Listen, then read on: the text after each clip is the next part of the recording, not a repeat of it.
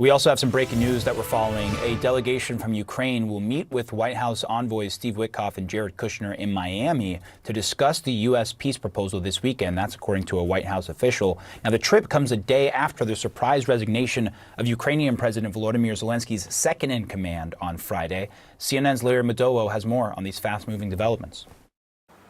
President Zelensky moving on swiftly after the resignation of his chief of staff, one of his closest allies, Andriy Yermak, who's seen almost as a shadow prime minister because of this corruption scandal shaking his administration.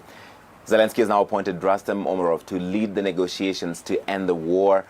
That he and his team already on their way to the United States to continue these talks. He is the secretary of the National Security and Defense Council, former defense minister, and has been involved in these talks already.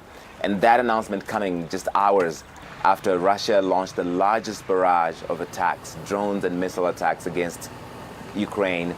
36 missile attacks, nearly 600 drones that targeted critical energy infrastructure and civilian facilities, terrorizing the population. Less than 2 victims. This is intimidation by Russia. The attacks are targeting the civilian population in order for Kyiv and the government to make a decision faster, to sign the agreement faster. Peace. I don't believe there will be peace anytime soon. With such neighbours, I doubt there will be peace anytime soon. It's getting worse and worse. It's getting worse every day. The overnight Russian attacks left over 600,000 people without power, mostly in Kyiv and the surrounding region.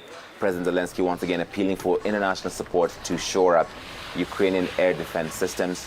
At the same time, a source in the Ukrainian security services telling CNN that Ukraine was responsible for attacking 2 Russian so-called shadow fleet in the Black Sea. These are tankers that transport Russian fuel, selling them against sanctions, and they're usually flagged under different countries for convenience. These 2 were flagged under the Gambian flag, and there was some damage to them using underwater drones. This is just the latest front as Ukraine tries to assert itself as this war grinds on. Larry Madowo, CNN, Nairobi. All right, Larry Madowo, thank you for that reporting. Let's continue the conversation now. With us now is Joel Rubin. He is a former Deputy Assistant Secretary of State and author of the briefing book on Substack. Now, with Ukraine already appearing to be on board with a version of this proposal earlier in the week, I mean, what do you expect Witkoff and Kushner will actually, one, either focus on during this meeting, but accomplish with this meeting?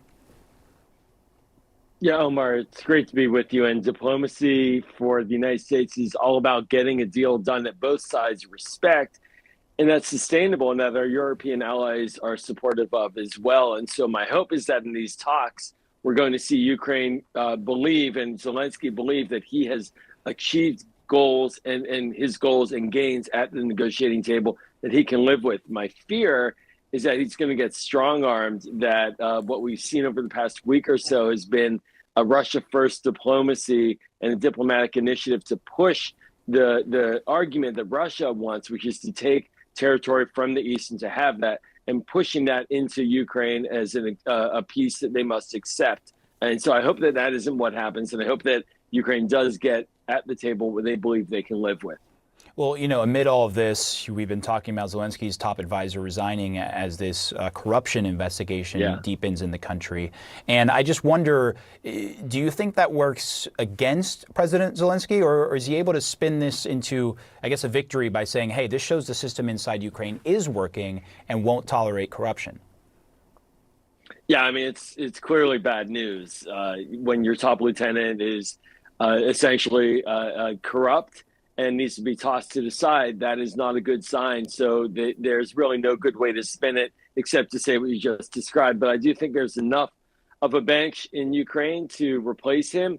President Zelensky is the president. He is the decider ultimately. And there is a cleanup that clearly the Ukrainian people will benefit from.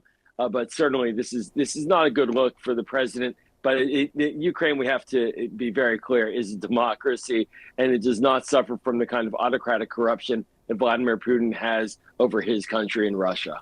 You know, you were just talking about this fear that the Witkoff-Kushner meeting doesn't turn into, you know, sort of strong-arming Zelensky. And, you know, we heard this leaked audio recording this week of White House Special Envoy Steve Witkoff advising his Russian counterpart on how to deal with President Trump. You know, look, President Trump has defended that, saying, hey, look, this is just diplomacy at work. This is just how you get to a negotiation. But we also heard Trump frame this peace proposal as a potential breakthrough. I just wonder what you make of that whole dynamic.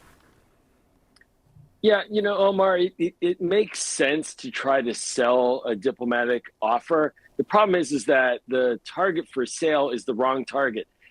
Steve Witkoff should not be advising Russia on how to convince Donald Trump to support their deal. He should be trying to convince Russia to support our deal and our arrangement.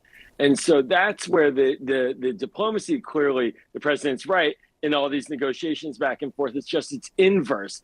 And that's what makes people nervous, is that it's a Russian-driven diplomatic process and ridden negotiation. That's where we get concerned. That's why I think you saw the heavy pushback from Europe, from Capitol Hill, from the Ukrainians as well. Hopefully they're straightening it out right now. But again, that gives one a lot of concern from a diplomatic perspective. And overnight, Russia launched a wave of new missiles and drones across Ukraine, killing at least 3 people. Ukraine's capital city of Kyiv was under air raid alert for more than 10 hours. That's according to CNN reporters on scene there. Ukraine's foreign minister said the strikes hit civilian homes as well as the country's energy grid. And Poland said they had to scramble military jets and air defense systems in response to the attack as a, quote, preventative nature. Back with me now is CNN Global Affairs analyst Kim Dozier. Thank you for staying with us. These strikes, they're coming after Hungarian Prime Minister Viktor Orban met with Vladimir Putin in Moscow on Friday to shore up Hungary's energy supplies and also to discuss the efforts to end the war in Ukraine. What do you make of this timing? Well, what we have is basically Putin shoring up his allies. There's also a move by Belarus to buy up some of the sanctioned properties so that it takes some of the sanctions pressure off of Moscow. And you have the White House signaling that it's no longer pushing Putin for an immediate ceasefire. Instead, it's pushing Ukraine to accept parts of a peace deal that are rather unacceptable, that even include things like not prosecuting Russian troops for war crimes. Now, it remains unknown if the Ukrainians will cop to this, will accept this, but Europeans are feeling powerless, and it seems like Putin is feeling empowered. Right. Some of that pressure has definitely eased off of Putin, now focused on Ukraine. And Putin expects a U.S. delegation in Moscow next week. He says he's ready for, quote, serious peace talks. But then he also said this. Listen to this. Once Ukrainian troops withdraw from the territories they occupy, then the fighting will end. If they don't withdraw, we will achieve this through military means. So he's talking about Ukrainian territory, the Donetsk region. Isn't that a non-starter for Ukraine, for Zelensky? I mean, it is, though if you look at Ukrainian opinion polls, Ukrainians are tired and they're willing to give up some land in order to have the fighting stop.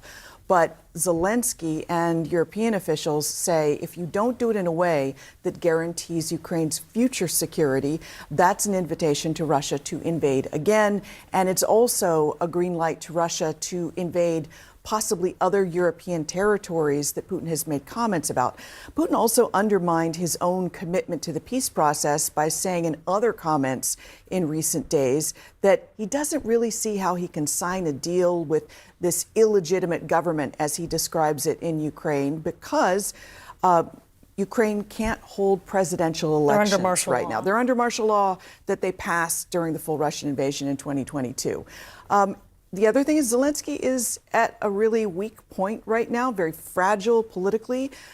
He's had this corruption case that just took down his chief of staff. That was top negotiator for the peace deal, and also the bad cop to Zelensky's good cop in ruling the country. So he's having to redo his whole presidential office under this scandal. So it seems like the White House has decided once again that he's in the losing proposition, Putin is ascendant, and they're pushing a deal that would favor Russia.